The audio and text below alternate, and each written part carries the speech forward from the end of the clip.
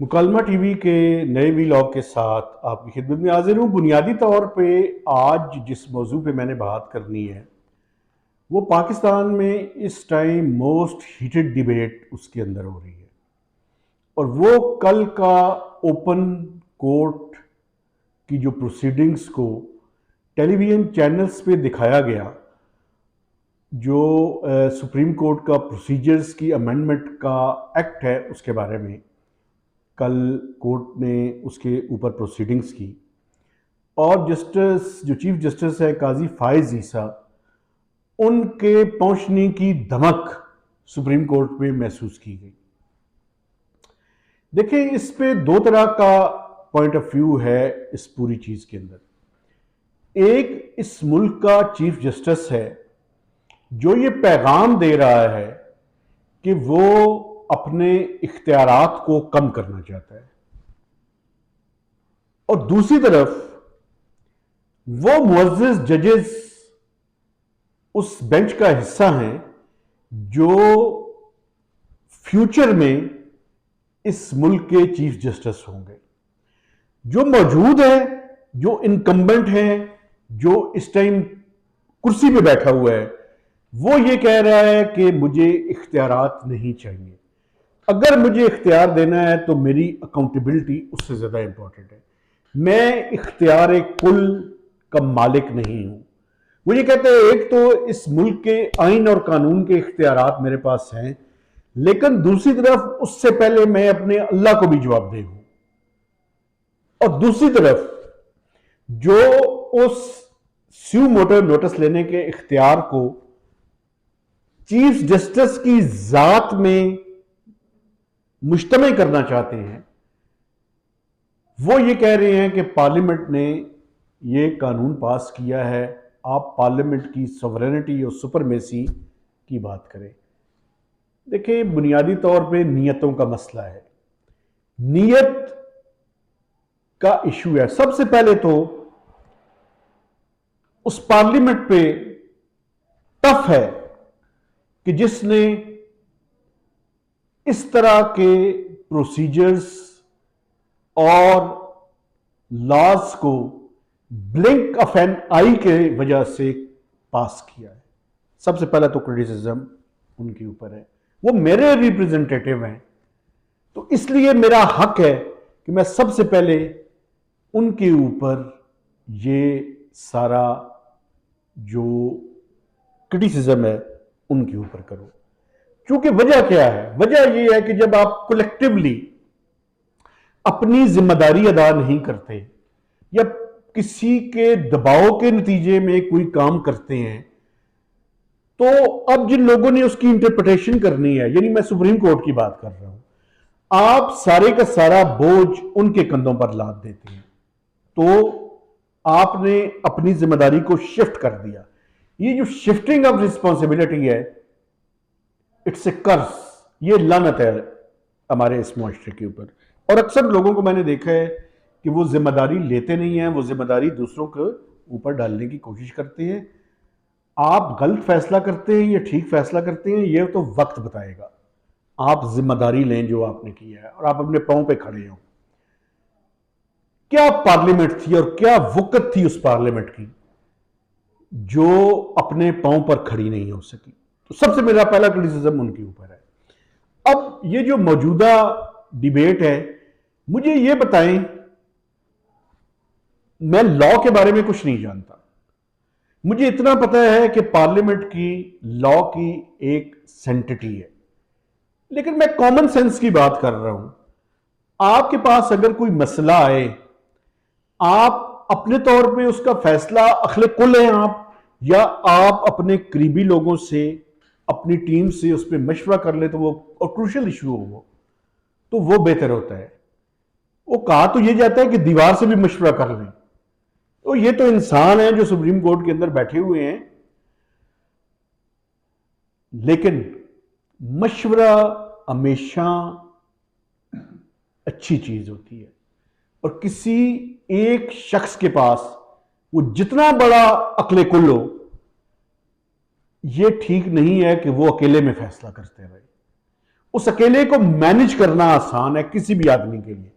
और देखिए, एक जज भी, चाहे सुप्रीम कोर्ट का जज हो, हाई कोर्ट का हो, डिस्ट्रिक्ट कोर्ट का हो, कोई भी जज हो, तहसील का हो, वो अक्ले कुल नहीं होता। वो मशवरा और मशावरत अच्छी चीज होती है। दुनिया की हर चीज के बारे में जो जानता है वो जाहिल है। इस पूरी कायनात के अंदर एक अल्लाह पाक की जात है जिसको सब पता है। बाकी इंसान उसकी मखलूक जरूर है, लेकिन कोई भी इंसान ये दावा नहीं कर सकता कि उसे सब पता है। तो आप अपने करीब बैठे हुए लोगों से मशावरत अच्छी चीज है। तो ये जो बहाना कुछ और है, मकसद कुछ और है। सुप्रीम कोर्ट की, पार्लियामेंट की सुवरेनिटी और सुपरमेसी को कबूल कराना मकसद नहीं है। मकसद ये है कि किसी एक शख्स को इतना ताकतवर कर दिया जाए कि वो फैसले और नोटिस लेने का अहल करार दिया जाए।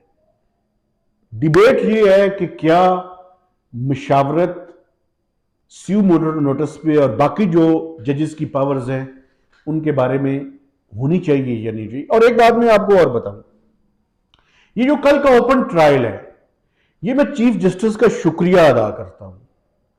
शुक्रिया इसलिए अदा करता हूं, एक बात याद रख लें, हर वो शख्स जो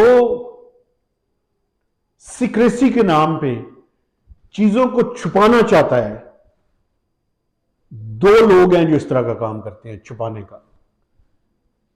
या वो करप्ट होते हैं या नाअहल होते हैं।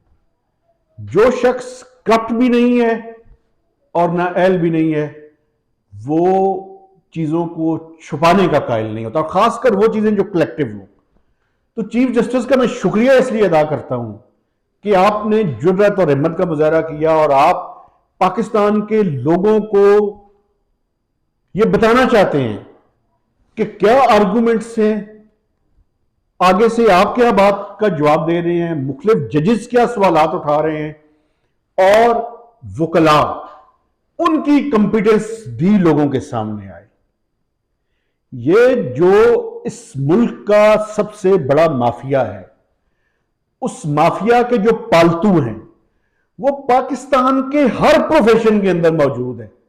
अच्छा, बाकियों को छोड़ें, पाकिस्तान के जर्नलिज्म में भी उनके पालतू मौजूद हैं, और वो इनकॉम्पिटेंट लोग हैं।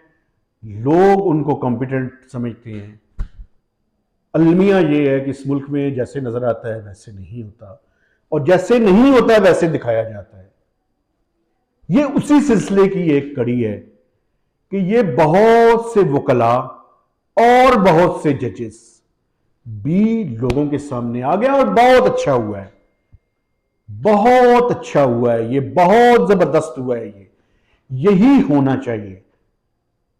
कॉम्पिटेंट लोग इस सारे प्रोसेस में इंशाअल्लाह उभर कर सामने आएंगे, नाअहल लोग इस सारे प्रोसेस में इंशाअल्लाह एक्सपोज होंगे। लेकिन ये रास्ता कांटों का रास्ता है। ये रास्ता ऐसा रास्ता है कि जिसमें नफरतों का सामना करना पड़ेगा। लेकिन हमें आज के कांटों और नफरतों को बर्दाश्त कर लेना चाहिए, जो right side of the history खड़े होना चाहते हैं, ताकि आइंदा का मुस्तकबिल इस मुल्क का महफूज हो सके। बड़े ही क्रूशल टाइम से, बड़े ही हिस्टोरिक टाइम से, बड़े ही डिफाइनिंग टाइम पे हम लोग गुजर रहे हैं।